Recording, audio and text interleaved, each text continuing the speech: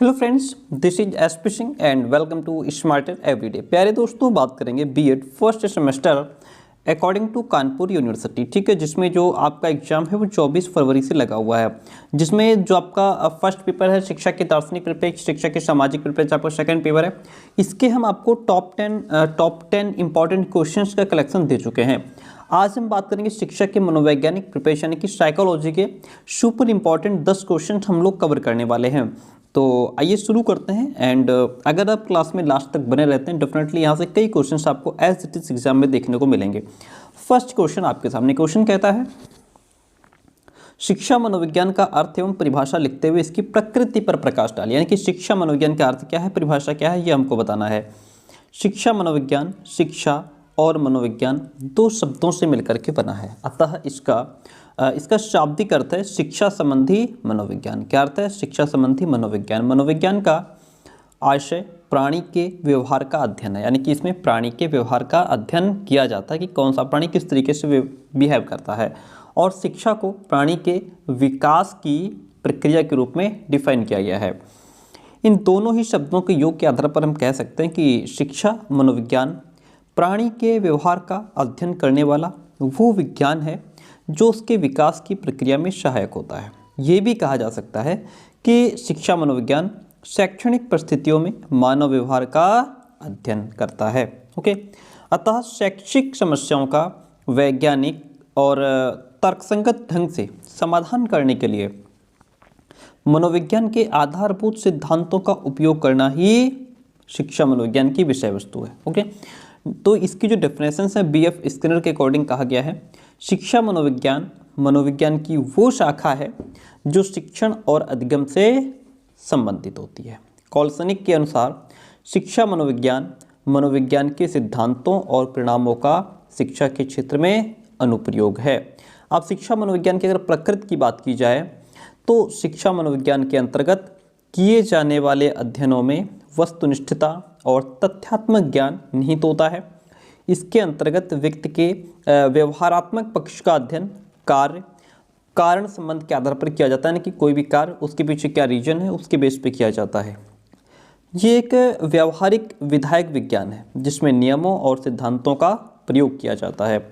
शिक्षा मनोविज्ञान के सिद्धांतों में सत्यापनशीलता का गुण होता है, अर्थात इन्हें पुनः परीक्षण के द्वारा सत्यापित किया जा सकता है। शिक्षा मनोविज्ञान के अध्ययनों में कार्य कारण संबंधों को ज्ञात करके भविष्यवाणी की जा सकती है। उदाहरण के तौर पर जैसे बौद्धिक एवं योग्यता परीक्षणों के परिणामों के आधार पर व्यक्ति के द्वारा चयनित व्यवसाय में उसकी सफलता का अनुमान लगाया जा सकता है। तो इस तरीके से क्वेश्चन हमारा कवर होता है जिसमें हम शिक्षा मनोविज्ञान के अर्थ परिभाषा लिखते हुए इसकी प्रकृति को समझते हैं।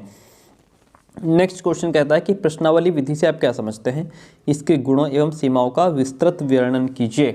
यानी कि जो प्रश्नावली विधि है वो क्या है।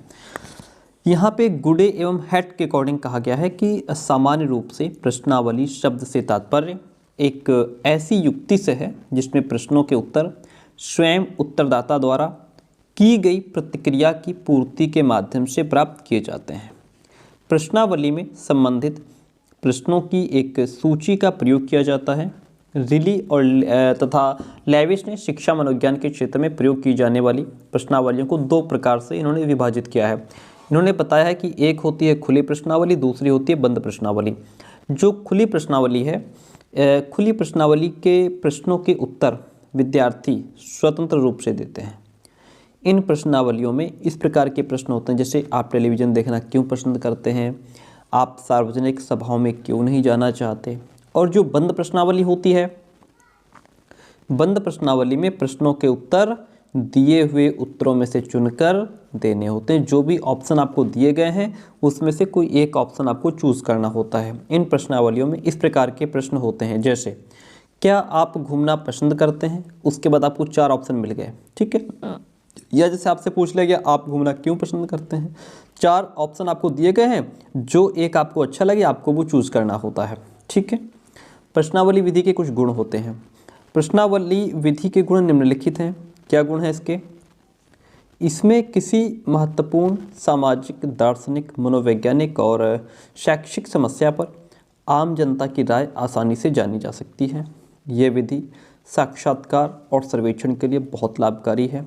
इस विधि से प्राप्त आंकड़ों का सांख्यिकीय विश्लेषण भी किया जा सकता है। ये एक वैज्ञानिक विधि है, इसमें वैधता और विश्वसनीयता रहती है।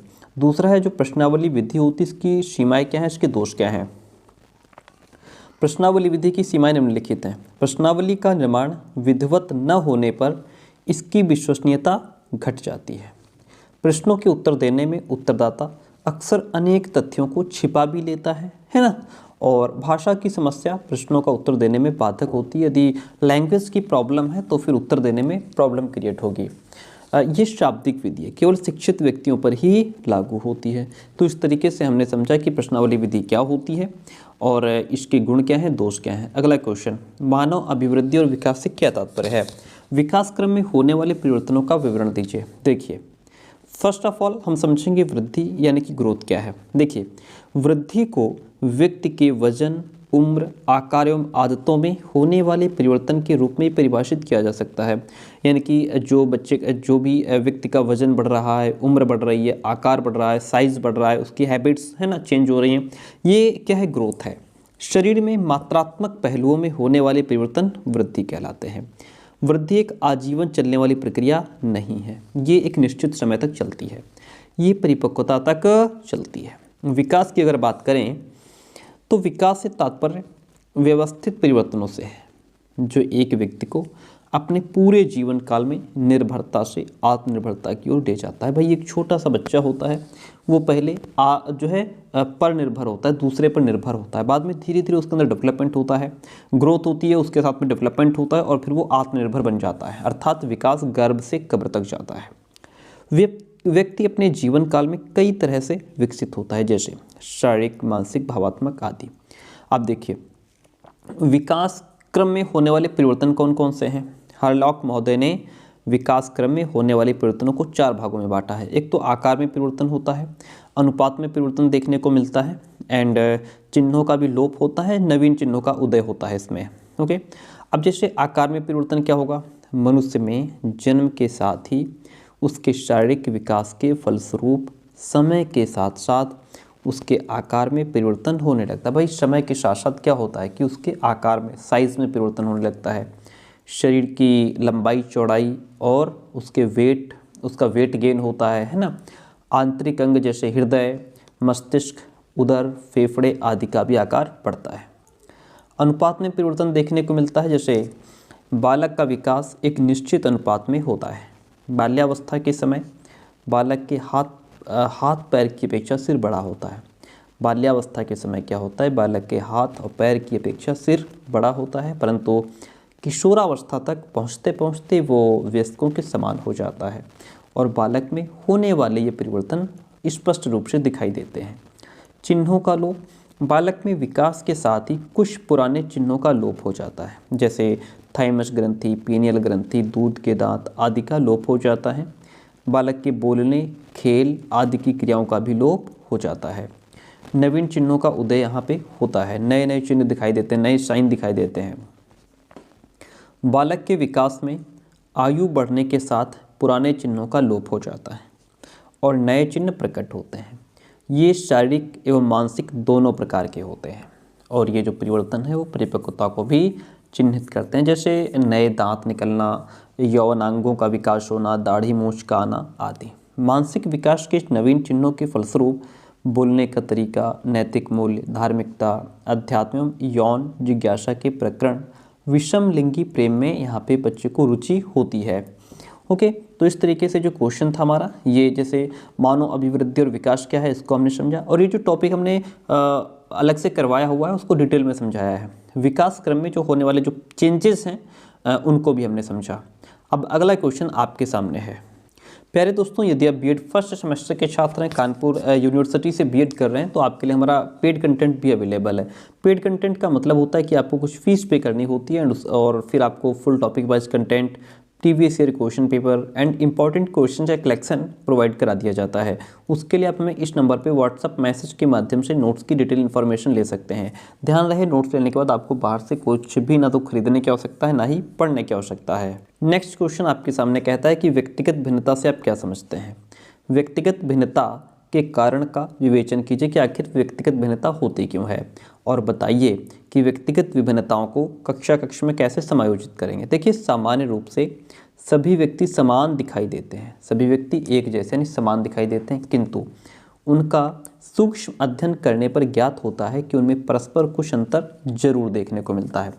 कोई भी दो व्यक्ति शारीरिक बनावट, मानसिक योग्यता और व्यक्तित्व के गुणों आदि में समान दिखाई नहीं देते। कोई भी दो व्यक्ति बिल्कुल सेम नहीं हो सकते, एक जैसे नहीं होते।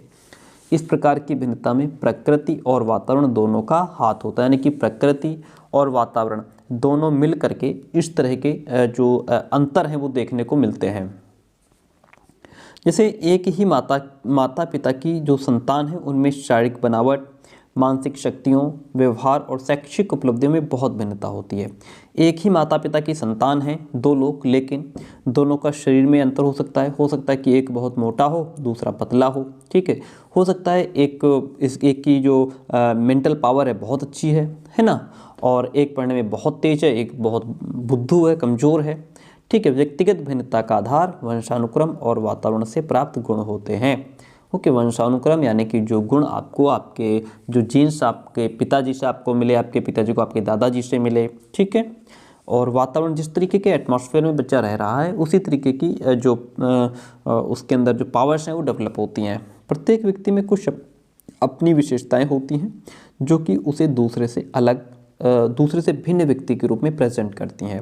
व्यक्तिगत भिन्नता का प्रॉपर अर्थ समझें तो व्यक्तिगत भिन्नता या व्यक्तिगत भेद का अर्थ एक व्यक्ति का दूसरे व्यक्ति से रूप, रंग, शारीरिक गठन, विशिष्ट योग्यताओं, बुद्धि, रुचि, स्वभाव, उपलब्धियों तथा व्यक्तित्व के अन्य गुणों आदि में भिन्नता से होता है। संसार में ऐसा कोई भी व्यक्ति नहीं है जो किसी दूसरे व्यक्ति से पूर्ण रूप से मिलता जुलता हो। एक परिवार में एक ही माता पिता के दो पुत्र या जुड़वा भाई बहनों में भी समानता नहीं पाई जाती। ट्विंस हैं लेकिन उनमें डिफरेंस देखने को मिलता है।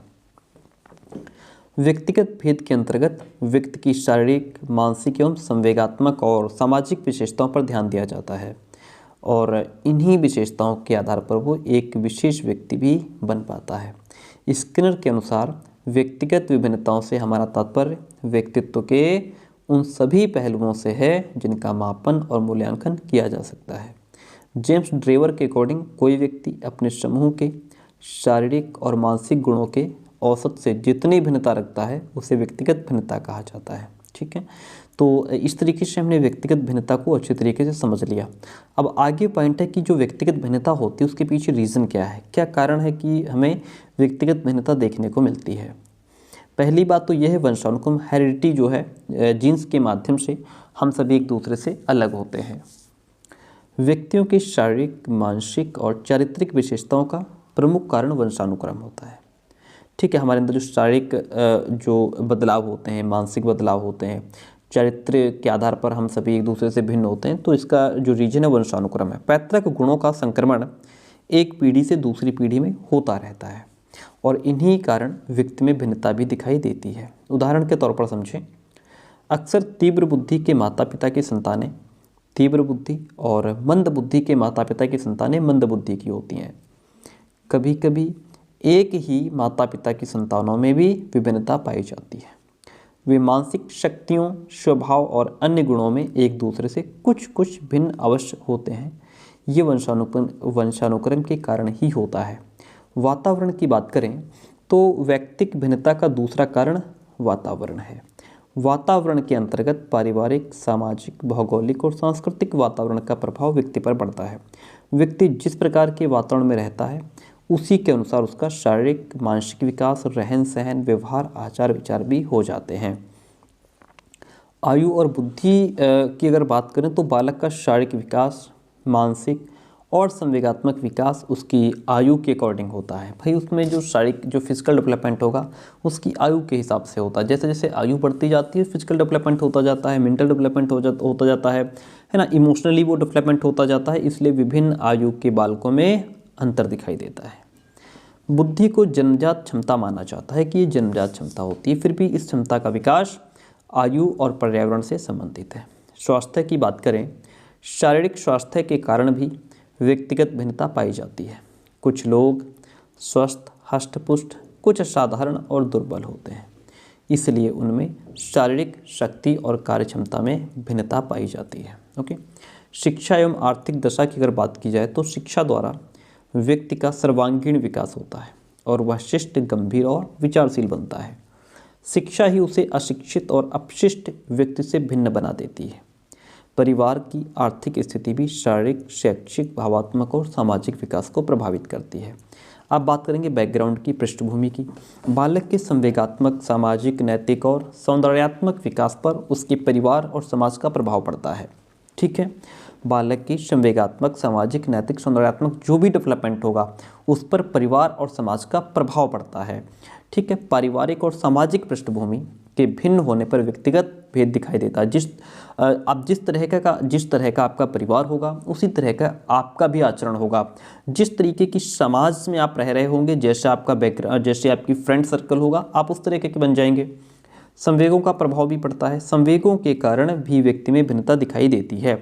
विभिन्न संवेगों के कारण ही कोई व्यक्ति क्रोधी है, कोई लड़ाकू है, कोई कठोर है ना, जबकि दूसरा व्यक्ति क्या है, हंसमुख है, शांतिप्रिय, दयालु होता है। इस प्रकार व्यक्तिगत भिन्नता पर सामूहिक तत्वों का भी प्रभाव देखने को मिलता है। ओके, अब देखिए, ये तो हमने समझ लिया। देखिए, पहले हमने समझा कि ये लॉन्ग क्वेश्चन है आपका। ठीक है, यहाँ से हो सकता है आपसे लॉन्ग भी पूछ ले, शॉर्ट भी पूछ ले।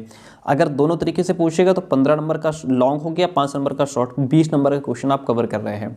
व्यक्तिगत भिन्नता हमने समझ ली, इसकी अवधारणा समझा, अवधारणा के बाद हमने अर्थ को समझा, उसके बाद फिर हमने व्यक्तिगत भिन्नता क्यों होती है उसके रीजन्स को समझा। अब हम यहाँ पे समझेंगे व्यक्तिगत भिन्नताओं का क्लासरूम में कैसे एडजस्टमेंट हो। देखिए, कक्षा का सीमित आकार, यदि शिक्षक व्यक्तिगत भिन्नताओं को ध्यान में रखते हुए छात्र केंद्रित शिक्षण व्यवस्था करना चाहता है तो कक्षा का आकार सीमित होना आवश्यक है। सामूहिकरण या वर्गीकरण, देखिए हम इसमें अब बिल्कुल भी आपको समझा नहीं रहे हैं, क्योंकि ये सारे ही टॉपिक्स मैंने पहले ही बहुत समझा करके आपको पढ़ाया है। ये लॉन्ग क्वेश्चन है, शॉर्ट क्वेश्चन है, आपको हम कम से कम 50 से 60 क्वेश्चंस कवर कराएंगे। एक सब्जेक्ट के समय कम है, इसलिए जितना ज़्यादा रिवीजन हो सके आपका, आप रिवीजन कर लीजिए। दूसरा है समूहीकरण या वर्गीकरण। उचित शिक्षा के लिए ये आवश्यक है कि छात्रों का अलग अलग समूहीकरण या वर्गीकरण किया जाए, है ना।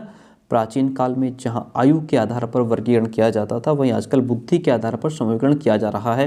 यानी कि जो प्रतिभाशाली बच्चे हैं वो अलग ग्रुप में हो गए, जो औसत बच्चे हैं वो अलग हो गए, और जो मंद बुद्धि बच्चे हैं उनको अलग कर दिया गया। इस तरीके से पाठ्यक्रम के निर्माण की अगर बात करें, व्यक्तिगत भिन्नता को ध्यान में रख करके यदि पाठ्यक्रम का निर्माण बालक और बालिकाओं की रुचि, बौद्धिक स्तर, अभियोग्यता, अभिवृत्ति और आवश्यकताओं को ध्यान में रखकर किया जाए तथा पाठ्यक्रम में विविध विषयों का समावेश किया जाए तो पाठ्यक्रम लचीला हो जाएगा और उसमें आवश्यकता के अनुसार परिवर्तन किया जाना भी संभव हो सकेगा।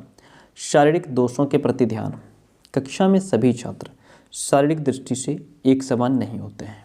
कुछ छात्र छोटे कद के होते हैं, कुछ भाई लंबे होते हैं, कुछ मोटे होते हैं, कुछ पतले होते हैं, कुछ छात्रों को कम दिखाई देता है, कुछ को कम सुनाई देता है। तो इस तरह की शारीरिक असमर्थताओं के प्रति पूर्ण ध्यान दिया जाना भी आवश्यक है। उचित शिक्षण विधि का चयन करना चाहिए। देखिए, शिक्षक का दायित्व है कि छात्र की श्रेणी या योग्यता के आधार पर ही शिक्षण विधियों का चयन करें। जिस तरीके की छात्र की योग्यता है, जिस श्रेणी का छात्र है, उसके हिसाब से आप टीचिंग मेथड का यूज़ करके उसको समझाइए, पढ़ाइए। तीव्र बुद्धि के छात्रों को पढ़ाने की विधि कम बुद्धि के छात्रों को पढ़ाने की विधि से अलग होनी चाहिए। बालकों में विशेष रुचियों का विकास, देखिए शिक्षक का एक कर्तव्य है कि बालकों की विशेष रुचियों का ज्ञान प्राप्त करके उनका अधिकतम विकास करने का निरंतर प्रयास करना चाहिए। तो ये हम समझ रहे थे कि व्यक्तिगत भिन्नताओं का कक्षा कक्ष में कैसे समायोजन हो। अब अगला क्वेश्चन नंबर 5, आज का 5th नंबर क्वेश्चन आपके सामने है। किशोरावस्था के विकास के सिद्धांत कौन कौन से होते हैं वो हमें बताने हैं। देखिए, किशोरावस्था के विकास के 2 सिद्धांत हैं। एक तो त्वरित विकास का सिद्धांत है और दूसरा जो है वह आपका क्रमिक विकास का सिद्धांत है। ओके, इसको समझते हैं।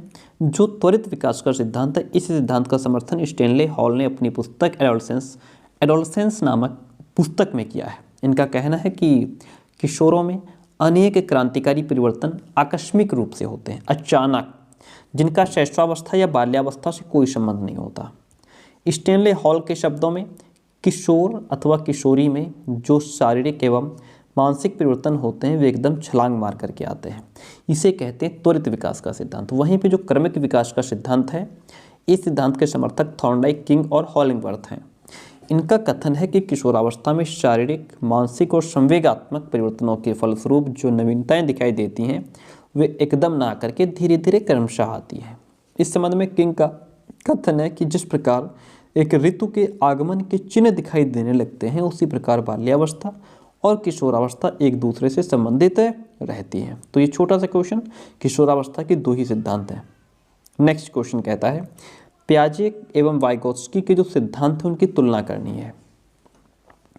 संज्ञानात्मक विकास की व्याख्या करने वाले ये दोनों ही सिद्धांत काफ़ी लोकप्रिय हैं, परंतु इन दोनों सिद्धांतों में अंतर भी है, लोकप्रिय भी हैं और दोनों में अंतर भी देखने को मिलता है। वाइगोत्स्की के अनुसार बालक में, बहुत इंपॉर्टेंट क्वेश्चन है, वाइगोत्स्की के अकॉर्डिंग बालक में विचार पहले और भाषा बाद में आती है। ऐसा वाइगोत्स्की कहते हैं कि विचार पहले आएगा, लैंग्वेज बाद में आएगी। पियाजे के अकॉर्डिंग बालक में पहले भाषा आती है, विचार बाद में आता है। ठीक है, वाइगोत्स्की और पियाजे के सिद्धांतों का निष्कर्ष यही है कि विचार और भाषा एक दूसरे पर डिपेंड करते हैं। वाइगोत्स्की के अकॉर्डिंग संज्ञानात्मक विकास सामाजिक सांस्कृतिक परिवेश के साथ अंतःक्रिया का परिणाम है। जो हमारा कॉग्निटिव डेवलपमेंट होता है, जब बालक समाज के साथ अंतःक्रिया इंटर रिलेशन करता है, इंटरेक्टेड होता है समाज के साथ में, तभी उसके अंदर कॉग्निटिव डेवलपमेंट होता है। जबकि पियाजे के अकॉर्डिंग संज्ञानात्मक विकास बच्चों के द्वारा किए जाने वाले स्वतंत्र व्यवहारों पर निर्भर करता है। वाइगोत्स्की बच्चों के सीखने में सामाजिक कारक की महत्वपूर्ण भूमिका पर बल देते हैं। पियाजे बालक के विकास का आधार आयु को मानते हैं और वाइगोत्स्की समाज को मानते हैं। वाइगोत्स्की के अकॉर्डिंग जैविक कारक मानव विकास में बहुत ही कम भूमिका निभाते हैं, जबकि सामाजिक कारक संज्ञानात्मक विकास में महत्वपूर्ण भूमिका निभाते हैं। इसके विपरीत पियाजे का सिद्धांत जैविकता और विकास अधिगम में अग्रणी भूमिका निभाता है। पियाजे का सिद्धांत निर्मितवाद है, जबकि वाइगोत्स्की का सिद्धांत सामाजिक निर्मितवाद है, जो अधिगम के लिए दूसरे के सहयोग पर बल देता है। ठीक है, तो ये हमने समझा पियाजे और वाइगोत्स्की के सिद्धांतों की तुलना हमने समझ ली। अगला क्वेश्चन आपके सामने, क्वेश्चन कहता है सक्रिय अनुबंधन क्या है। क्लासिकल और सक्रिय अनुबंधन के अंतर का स्पष्ट कीजिए, यानी कि क्लासिकल अनुबंधन क्या है और सक्रिय या फिर क्रिया प्रसूत अनुबंधन क्या है, इसको हम लोग समझेंगे। देखिए, सक्रिय या क्रिया प्रसूत अनुबंधन का अर्थ क्या है। क्रिया प्रसूत अनुबंधन का अर्थ है की गई सही अनुक्रियाओं का अनुबंधन, यानी कि दृढ़ीकरण, मजबूत होना। यदि कोई प्राणी किसी उद्दीपक की लालच में सही अनुक्रिया करता है तो ये स्थिति शास्त्रीय अनुबंधन यानी कि पावलियन अनुबंधन है। परंतु यदि सही अनुक्रिया करने पर दिए गए पुनर्बलन से सीखने की क्रिया मजबूत होती है तो यह क्रिया प्रसूत अनुबंधन कहलाती है। ठीक है, अब देखिए शास्त्रीय अनुबंधन एवं क्रिया प्रसूत अनुबंधन में अंतर क्या होता है। जो शास्त्रीय अनुबंधन है, ये सिद्धांत रूसी मनोवैज्ञानिक I.P. पावलोव के द्वारा प्रतिपादित किया गया है। वहीं पर सक्रिय या क्रिया प्रसूत अनुबंधन जो है, यह सिद्धांत अमेरिकी मनोवैज्ञानिक B.F. स्किनर के द्वारा प्रतिपादित किया गया है। समझ आई बात। इसको I.P. पावलोव ने प्रतिपादित किया है और इसको B.F. स्किनर ने प्रतिपादित किया है। नेक्स्ट पॉइंट है कि इसमें अनुक्रिया से पूर्व ही प्रबलन दिया जाता है, इसमें अनुक्रिया करने के पश्चात प्रबलन दिया जाता है, इसमें समय नियंत्रण पर बल दिया जाता है, इसमें अभिप्रेरण और पुरस्कार पर बल दिया जाता है, इसमें व्यवहार आंतरिक होता है, इसमें व्यवहार बाहरी होता है। और यहाँ पे बालक की भूमिका निष्क्रिय होती है, यहाँ बालक पैसिव है, यहाँ पे प्राणी सामान्यतः सक्रिय भूमिका अदा करता है, एक्टिव होता है। इसके द्वारा सरल व्यवहारों को ही सिखाया जा सकता है, इसके द्वारा जटिल व्यवहारों को का भी अधिगम पॉसिबल है। तो इस तरीके से शास्त्रीय अनुबंधन और क्रिया प्रसूत अनुबंधन में ये अंतर है। अगला क्वेश्चन, सूझ और प्रयास व त्रुटि द्वारा सीखने में क्या अंतर है। ये क्वेश्चंस आपको सभी इस तरीके के जो क्वेश्चंस हैं वो शॉर्ट में मिलेंगे, यानी कि 5 नंबर में। ओके, ये आपको एकदम रटे होने चाहिए। सूझ, देखिए सूझ जिसमें अचानक से सीखने पर बल दिया गया है, प्रयास और त्रुटि जिसमें ट्रायल एंड एरर की बात की गई है। प्रयास और त्रुटि विधि में शारीरिक कुशलता पर अधिक बल दिया गया है। ठीक है, क्योंकि इसमें बालक एफर्ट करता है, गलती करता है, फिर सुधारता है, फिर एफर्ट करता है, फिर गलती करता है, सुधारता है, और गति क्रियाओं को प्रमुखता दी जाती है क्योंकि इसमें गति क्रियाएं होती हैं। परंतु सूझ विधि मानसिक क्षमता पर डिपेंड करती है। ओके, इसमें बुद्धि पर अधिक बल देता है क्योंकि सूझ, आपके दिमाग में कोई आइडिया आएगा अचानक, जब आपके पास बुद्धि होगी तभी। ट्रायल एंड एरर में क्या है, आप प्रयास करते रहो, गलती होती रहेगी, आप प्रयास करते रहेंगे, जिसके फलस्वरूप इसमें मानसिक क्रियाओं की प्रमुखता रहती है। ठीक है, प्रयास और त्रुटि द्वारा सीखने में जो प्राणी है, प्राणी परिस्थिति को नहीं समझ पाता है, परंतु सूझ के द्वारा सीखने में उसे अच्छी तरह समझता है। प्रयास और त्रुटि विधि में समस्या का समाधान सभी शारीरिक भागों के नियोजन द्वारा संभव होता है क्योंकि इसमें आप एफर्ट करते हैं, जबकि सूझ विधि में सीखना प्रत्यक्षीकरण पर डिपेंड करता है। प्रयास और त्रुटि विधि में लक्ष्य की प्राप्ति अचानक होती है, अतः सीखना भी अचानक होता है, परंतु सूझ विधि द्वारा सीखना एक नियोजित ढंग से होता है। प्रयास और त्रुटि मंद बुद्धि और धीमी गति से सीखने वाले बालकों के लिए अधिक उपयुक्त है क्योंकि वो एफर्ट करते रहेंगे, गलती होती रहेगी, सुधारते रहेंगे, जबकि जो सूझ विधि है वो प्रतिभाशाली और तीव्र बुद्धि बालकों के लिए उपयोगी होती है। प्रयास और त्रुटि विधि की अपेक्षा शैक्षिक दृष्टि से सूझ विधि की उपयोगिता अधिक मानी गई है। ओके, तो ये हमने समझा कि सूझ और प्रयास तथा त्रुटि द्वारा सीखने में क्या अंतर है। अगला क्वेश्चन है कि बुद्धि का अर्थ परिभाषा लिखते हुए इसके कौन कौन से प्रकार हैं, उन पर प्रकार बताने हैं। देखिए, बुद्धि का अर्थ क्या होता है। मनुष्य ऐसी अनेक विशिष्टताओं से युक्त है जो अन्य प्राणियों में नहीं पाई जाती हैं। इन विशिष्टताओं में बुद्धि या मानसिक योग्यता का विशेष महत्व होता है। यद्यपि अन्य प्राणियों में कुछ ना कुछ बुद्धि अवश्य पाए, ऐसा नहीं कि जो बाकी जो प्राणी हैं उनमें बुद्धि बिल्कुल नहीं है, उनमें बुद्धि है, ठीक है, लेकिन मानव की अपेक्षा उनमें बहुत कम है।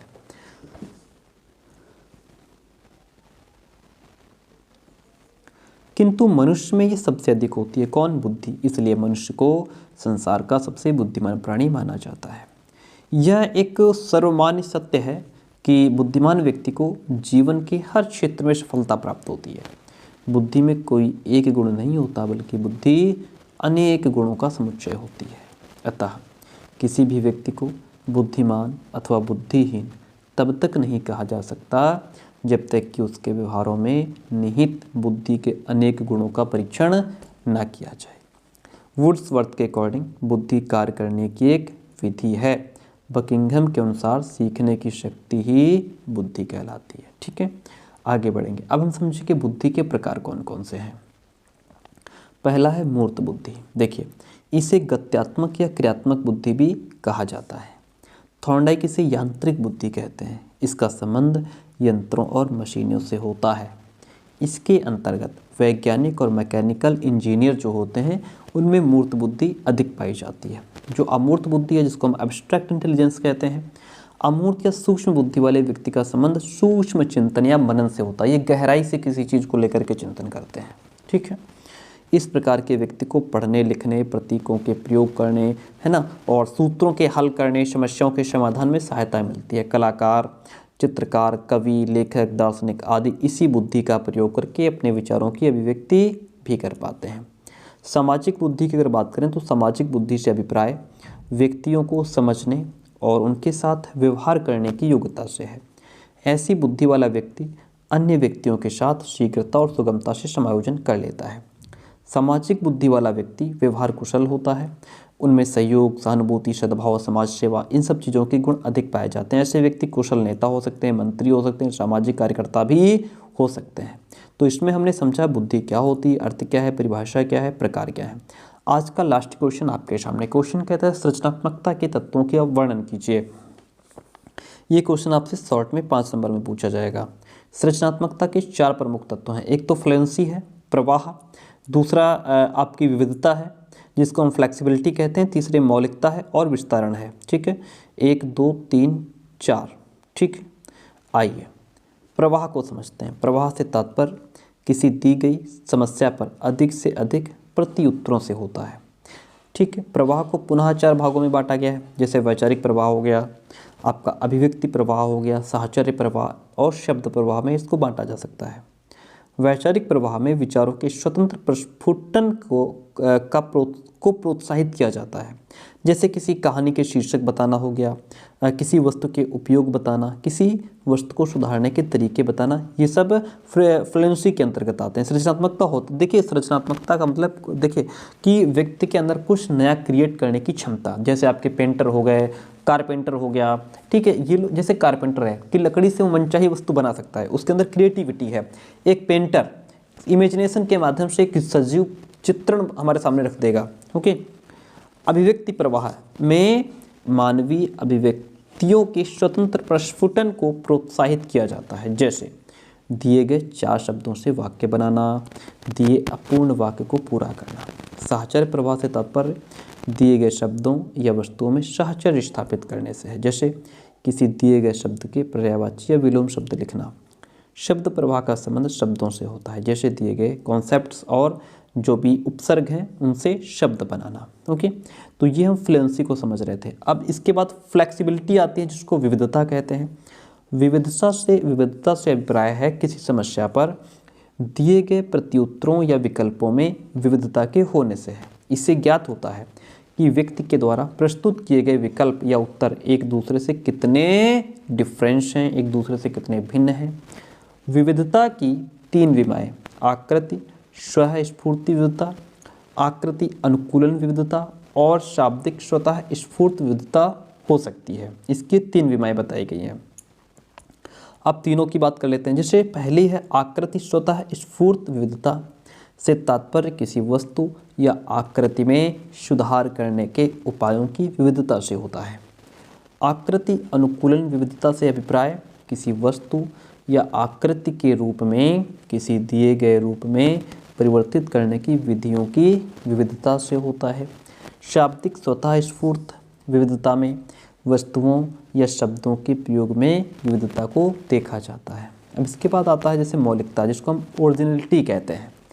मौलिकता से अभिप्राय व्यक्ति के द्वारा प्रस्तुत किए गए विकल्पों या उत्तरों के असामान्य होने से है। जो भी विकल्प प्रस्तुत किए गए, जो उत्तर दिए गए, वो असामान्य है। इसमें देखा जाता है कि दिए गए विकल्प या उत्तर सामान्य या प्रचलित विकल्पों या उत्तरों से कितने भिन्न हैं। लास्ट आता है आपका विस्तारण, जिसको हम इलाबोरेशन कहते हैं। देखिए, विस्तारण से तात्पर्य दिए गए विचारों या भावों की विस्तृत व्याख्या, पूर्ति या प्रस्तुतिकरण से होता है। विस्तारण को 2 भागों में शाब्दिक विस्तारण और आकृति विस्तारण में बांटा जा सकता है। शाब्दिक विस्तारण में किसी दी गई संक्षिप्त घटना, क्रिया, कार्य परिस्थिति आदि को विस्तृत करने के लिए कहा जाता है, जबकि आकृति विस्तारण में किसी दी गई रेखा या अपूर्ण चित्र में कुछ जोड़ करके पूर्ण और सार्थक चित्र बनाना इसमें होता है। तो इस तरीके से ये जो क्वेश्चन था, जिसमें हम ये समझ रहे थे सृजनात्मकता के कौन कौन से तत्व होते हैं। जो नेक्स्ट क्लास रहेगी उसमें हम यहाँ से क्वेश्चंस को कवर करेंगे। शिक्षा मनोविज्ञान का शिक्षा के सभी क्षेत्रों में देखा जाने वाला महत्व क्या है समझाइए, या फिर शिक्षा के क्षेत्र में मनोविज्ञान की भूमिका क्या है, इसका महत्व बताना है। जैसे क्वेश्चंस आपको पढ़ाए जा रहे हैं सेम इसी तरीके के क्वेश्चंस आपको एग्जाम में देखने को मिलेंगे। ठीक है, क्लास कैसे रही कमेंट करके जरूर बताइएगा। एंड पेड कंटेंट के लिए जो नंबर दिया गया है यहाँ आप व्हाट्सअप मैसेज कर सकते हैं।